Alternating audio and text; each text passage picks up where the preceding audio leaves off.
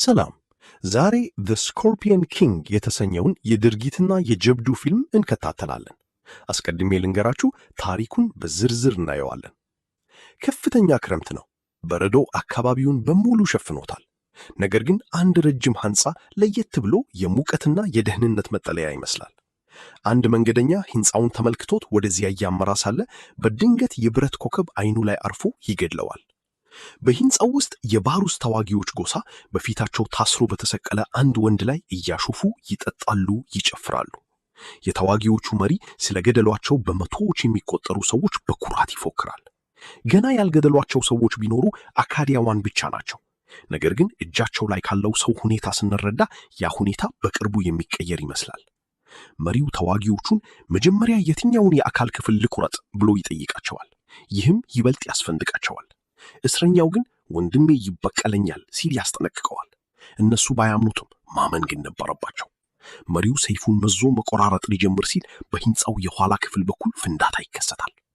ከፍንዳታው አቧራ ውስጥ ተከታታይ ቀስቶች እየበረሩ መጥተው የበርካታ ሰዎችን ልብ ይወጋሉ። ከዚያም ከጭጋጉ ውስጥ ማታዩስ ብቅ ይላል። ይህ ሰው ግርማ ሞገስ ያለው በመሆኑ በክፍሉ ውስጥ ካሉት ሰዎች ግማሹ ለነፍሳቸው ሲሉ ይሸሻሉ። የቀሩት ደግሞ ማታዩስን ለመዋጋትና ለመጣል ይሞክራሉ። ነገር ግን ሙከራቸው ከንቱ መሆኑን ለማየት ብዙ ጊዜ አይፈጅም። እሱ ግዙፍ ነው፣ ጠንካራ ነው፣ የትግል እንቅስቃሴዎችን ያውቃል፣ ደግሞ ሰይፍ አጠቃቀም ላይ ጎበዝ ነው። በክፍሉ ውስጥ ያሉትን ሁሉንም ገድሎ ወንድሙን ከእርግጠኛ ሞት ለማዳን ብዙ ጊዜ አልፈጀበትም። አሁን ደግሞ ወደ ኋላ በሚመልስ ትውስታና በምስሎች ስብስብ ከምስራቅ የመጣ አንድ ታላቅ የተዋጊዎች ጎሳ እንዳለ እንረዳለን። ቪዲዮውን ከመቀጠላችን በፊት ይህ ቪዲዮ ከተመቻችሁ ላይክ አድርጉት። እንዲሁም እንደዚህ አይነት ሞር ቪዲዮ እንዲደርሳችሁ ሰብስክራይብ እንዲሁም የደውሉን ምልክት በመጫን ቤተሰብ ይሁኑ። የጥንቱን ዓለም እያመሳቀቀልና በፊቱ የሚቆመውን ሁሉ ድል እያደረገ ይገሰግሳል። ይህ ጎሳ የሚመራው በታላቁ ተዋጊ ሜኖን ሲሆን እርሱም ጦርነቶችን ለማሸነፍ የጠንቋይን ኃይል ይጠቀማል። በፊቱ የሚቆሙ ወይም ጠንቋይዋን ለመንካት የሚደፍሩ ሁሉ እንደ እንስሳ ይታረዳሉ። ሁኔታው እጅግ አስከፊ ከመሆኑ የተነሳ ጥቂት ደፋር ነፍሳት ብቻ ናቸው የቀሩት።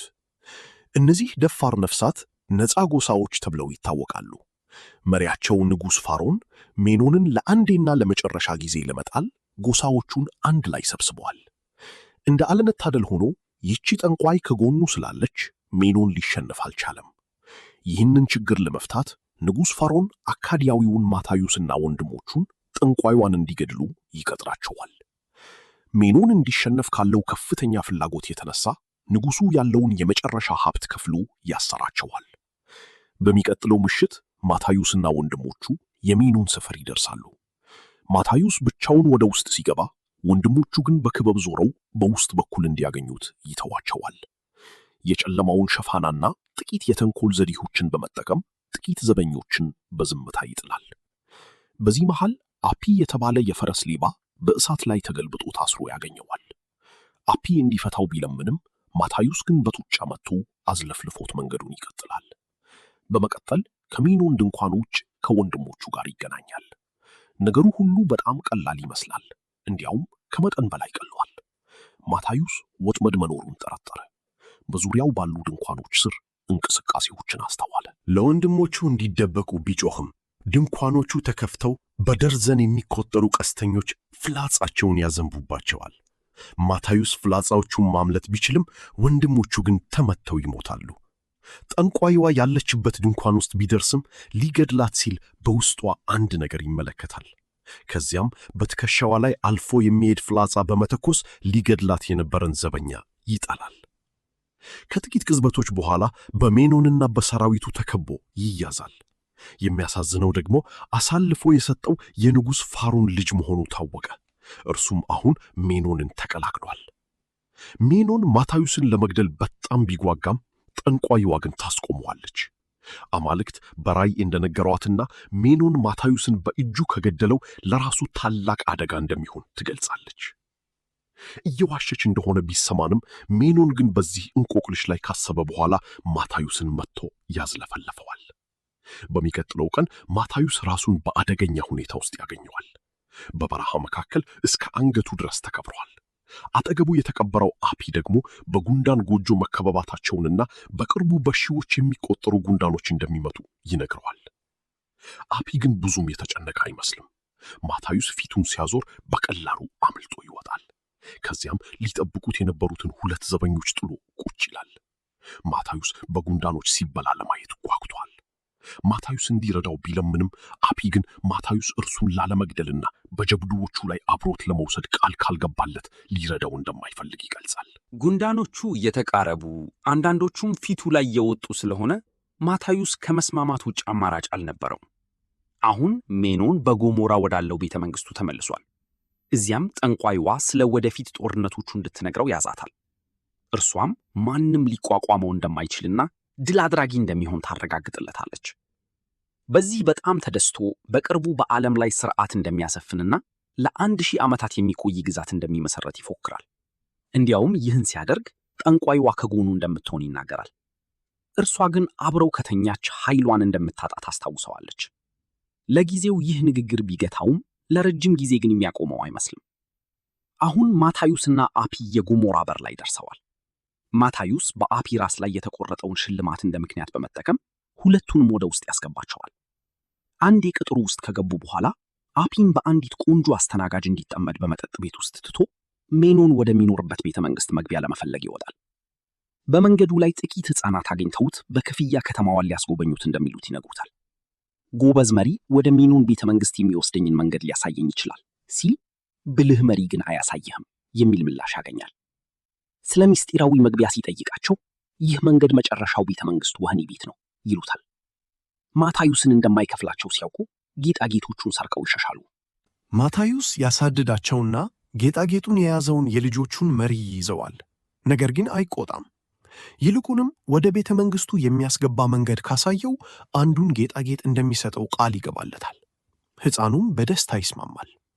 ወደዚያ ሲሄዱ የሜኖን የቤተ መንግስት ጠንቋይ ፊሎስ ክፍል ውስጥ ያልፋሉ። እርሱም ነፍሱን ለማዳን ሲል የሚሄዱበትን መንገድ ያሳያቸዋል። ሜኖን በቤተ መንግስቱ አደባባይ ከወታደሮቹ ጋር በሰይፍ ልምምድ እያደረገ ነው። በጣም ጎበዝ ስለሆነ በቀላሉ ያሸንፋቸዋል። በዚህ መሃል ማታዩስ ከአደባባዩ በላይ ባለው ቅጥር ላይ ተደብቆ ቀስትና ፍላጻውን አዘጋጅቶ ሜኖንን ለመግደል ይጥራል። ነገር ግን አንድ ችግር ተፈጠረ።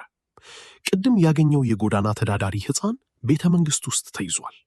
ሜኖንም ልጁ የያዘውን ጌጣጌጥ አይቶ እጁ እንዲቆረጥ ያዛል። ልጁ እጁ ተዘርግቶ ሊቆረጥ ሲል ሜኖን በትኩረት ይመለከታል። ከላይ ማታዩስ ሜኖንን ለመምታት ምቹ ሁኔታ ቢኖረውም የልጁ እጅ ሲቆረጥ ዝም ብሎ ማየት አልቻለም። በቅጽበት ወስኖ ፍላጻውን ወደ መጥረቢያው በመተኮስ የልጁን እጅ ያድናል። በዚህም ሜኖንን የመግደል ዕድሉን ያጣል። አሁን ሁካታ ተፈጠረ። ዘበኞቹ ማታዩስን አይተው ፍላጻ ያዘንቡበታል። እርሱም ወደ ቤተ መንግስቱ ውስጥ ወደ ፊሎስ ክፍል ይሸሻል። እዚያም አንድ ካታፑልት ያገኝና በቤተ መንግስቱ ውስጥ ተተኩሶ የሜኖን ሴቶች ወዳሉበት ክፍል ይገባል። ሴቶቹ በማታዩስ ግዙፍ ጡንቻዎች ተደንቀው ከበውት ሳለ ዘበኞቹ በሰይፍና በፍላጻ ይከተሉታል። ማታዩስ ከሕንፃው ላይ ዘሎ በዚህ ጊዜ ጠንቋይዋ የምትታጠብበት ክፍል ውስጥ ይወድቃል። ዘበኞቹ እየመጡ መሆኑን ስለሚያውቅ በፍጥነት ከጠንቋይዋ ጋር ገንዳ ውስጥ ገብቶ የውሃውን መክፈቻ ይጎትተዋል።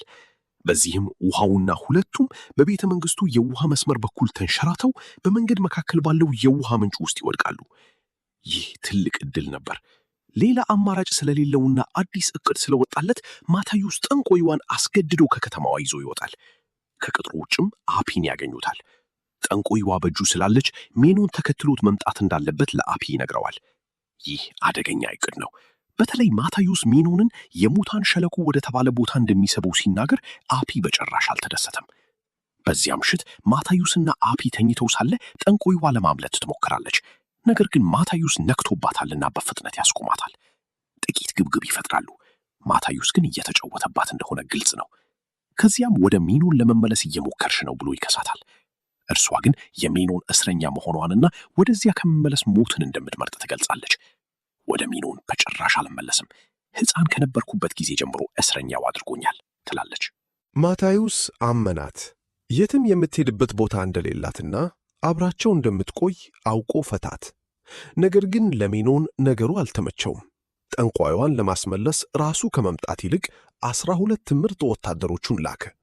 ወታደሮቹ እሷን ለመያዝ በሙታን ሸለቆ ውስጥ ሲያልፉ ማታዩስ አይኑ ላይ ልዩ ጭንብል አድርጎ በግመሉ ላይ ሆኖ አገኛቸው።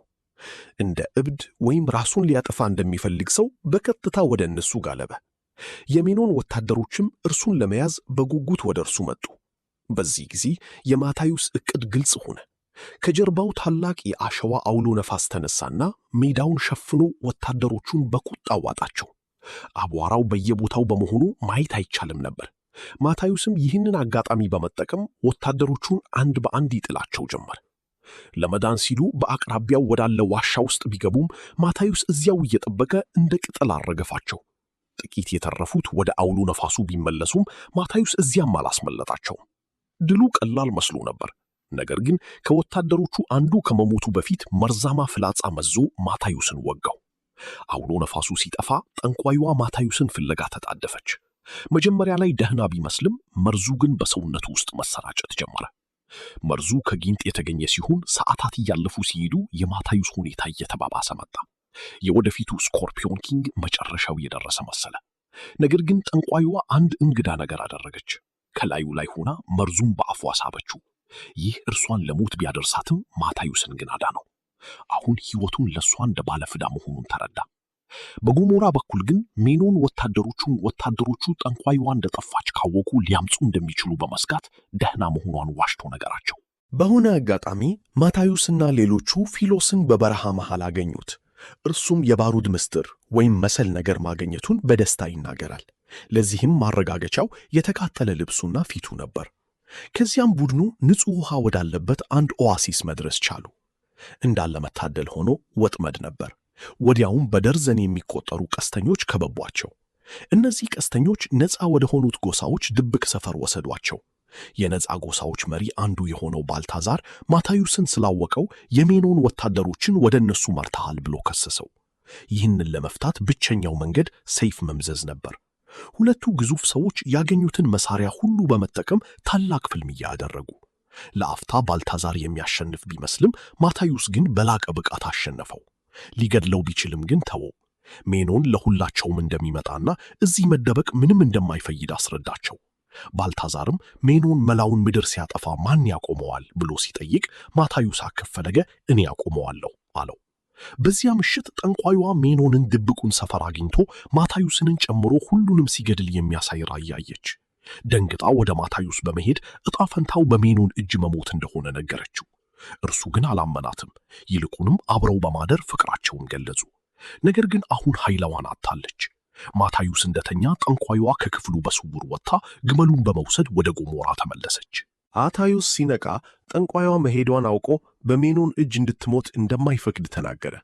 ባልታዛር ሊያስቆመው ቢሞክርም መጨረሻ ላይ እርሱም ሊረዳውና ታሪክ ሊሰራ አብሮት ለመሄድ ወሰነ። በጎሞራ ሜኖን ጠንቋይዋ የት እንዳለች ወታደሮቹ እየጠየቁት ስለተቸገረ ጥያቄውን ለማድበስበስ ሞከረ። ነገር ግን እሷ በድንገት ብቅ ስትል ወታደሮቹ ተረጋጉ። ሜኖን ግን ነገሩ ጥርጣሬ ላይ ጣለው። ወደ ክፍሉ ወስዶ ኃይሏን ማጣቷን ለማወቅ ሊፈትናት ወሰነ። በአራት ማሰሮች ውስጥ እባቦችን አድርጎ እጇን እንድታስገባና የትኛው ባዶ እንደሆነ እንድትገምት አዘዛት። ኃይል ስለሌላት እድል ብቻ ነበር የሚቀራት። በዚህ መሃል ማታዩስና ሌሎቹ በተንኮል ዘዴ ወደ ከተማዋ ገቡ። ማታዩስ ቅጥሩን ሰብሮ ዘበኞቹን ሲጥል፣ አፒ ደግሞ ለሜኖን ደስታ የሚሆኑ ሴቶችን እንደያዝ አስመስሉ ሰረገላውን እየነዳ ገባ። እቅዱ በመጠኑ ቢሰራም መጨረሻው ወደ ጦርነት ተቀየረ። ማታዩስ ሜኖንን ፊት ለፊት ለመጋፈጥ ወደ ቤተ መንግስቱ ቅጥር ወጣ። ሌሎቹ ደግሞ ያልታወቀ ነገር የሞሉባቸውን ከረጢቶች በቤተ መንግስቱ ስር ባሉ መተላለፊያዎች ውስጥ አከማቹ። በቤተ መንግስቱ ውስጥ ጠንቋይዋ እጇን ወደ አንዱ ማሰሮ አስገብታ እባብ ይዛ ወጣች። ኃይሏን ማጣቷን ብታምንም የሜኖን ጊዜ ማብቃቱን ነገረችው። በዚያው ቅጽበት ማታዩስ ታየ። ሁለቱ ሰዎች በሰይፍ ተፋለሙ። በሌላ በኩል ደግሞ የነፃ ጎሳዎችና የሜኖን ወታደሮች በከባድ ፍልሚያ ላይ ነበሩ። በቤተ መንግስቱ ውስጥ እሳትና ሞት ነገሰ። የሜኖን ወታደሮች በመቶዎች የሚቆጠሩ ስለነበሩ የነፃ ጎሳዎቹ ተስፋ የቆረጡ መሰሉ። ማታዩስ ሜኖንን ብቻውን ቤተ መንግስቱ ሰገነት ላይ አገኘው። ፍልሚያው ቀጠለ። ነገር ግን ሜኖን አሁንም ቢሆን ብልጫ ነበረው። ይባስ ብሎ አንድ ዘበኛ ማታዩስን በጀርባው በኩል በፍላጻ ወጋው። ሜኖንም ወደ ታች ወረወረው። ማታዩስ ግን አልተሸነፈም። መሬት ላይ የወደቀ ቀስት አገኘ። ከጀርባው የተሰካውን ፍላጻ ነቅሎ አገጣጠመ። በዚያው ቅጽበት አፒናና ፊሎስ በቤተ መንግሥቱ ስር ባሩዱን አቀጣጠሉት። ማታዩስ ወደ ሜኖን ተኮሰ። ሜኖን እንደ ልማዱ ፍላጻውን ሊመክት ቢሞክርም በዚህ ጊዜ ግን አልቻለም። ፍላጻው ደረቱ ላይ አርፎ ወደ ኋላ ወረወረው። ወዲያውም ባሩዱ ፈንድቶ ዋጠው። በሺዎች የሚቆጠሩ ወታደሮች ቢቀሩም መሪያቸው በላቀ ተዋጊ መሸነፉን ሲያዩ ተንበርክከው ማታዩስን አዲሱ ንጉሳቸው አድርገው ተቀበሉት። በሚቀጥለው ቀን ነፃ ጎሳዎቹ ወደ የቦታቸው ሲመለሱ ማታዩስ ሸኛቸው። ባልታዛር ማታዩስ ጥሩ ንጉሥ እንደሚሆን ገመተ። ጠንቋይዋ ደግሞ የሰላምና የብልጽግና ጊዜ እንደሚመጣ ተነበየች። ማታዩስ ኃይልሽ ስለጠፋ እንዴት አወቀሽ ቢላት ፈገግ ብላ ሜኖን እንዳይተኛት የዋሸችው ውሸት እንደነበረና አሁንም ኃይልዋ ከእርሷ ጋር እንደሆነ ነገረችው። ማታዩስ ይህ ሰላም ለምን ያህል ጊዜ ይቆያል ብሎ ሲጠይቃት ምንም ነገር ለዘላለም አይኖርም የሚል ምላሽ ሰጠችው። ማታዩስ ግን የራሴን ዕጣ ፈንታ እኔው እሰራለሁ ብሎ በፍቅር ሳማት። ለዛሬ የያዝኩላችሁ ቪዲዮ ይህን ይመስላል። እስካሁን ሰብስክራይብ ካላረጋችሁ ሰብስክራይብ በማድረግ ቤተሰብ ይሁኑ። በቀጣይ ቪዲዮ እስክንገናኝ ይመቻችሁ።